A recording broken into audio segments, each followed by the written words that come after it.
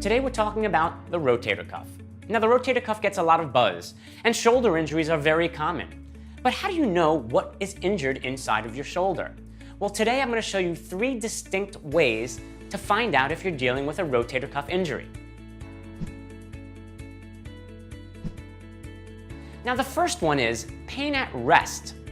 If you're having pain at rest down the lateral or outside part of your arm, that may be an indicator that you have a rotator cuff tear or some trauma to the rotator cuff. Again, at rest, your awareness will be down the side of the outside of the arm.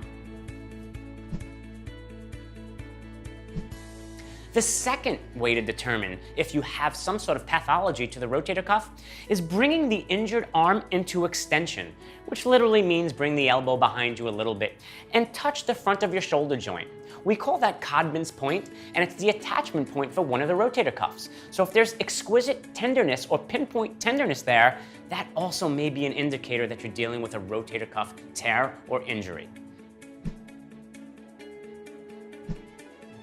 So finally, we have to test strength of the rotator cuff. And one of the ways to test strength is what we call a full or empty can resistive test. The arm goes out into 45 degrees. The thumb is up, almost like you're holding a full can.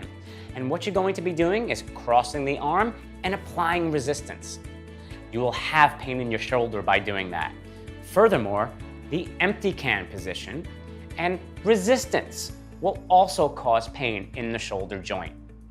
Also, when you raise your arm, you might have something called the drop arm, which is lowering it. You don't have the ability to slowly control and lower your arm. That also may indicate a rotator cuff tear. Check those on your own, but of course, if there's any injury and you suspect anything, go see your physical therapist or your regular medical doctor before starting any exercises to strengthen the rotator cuff.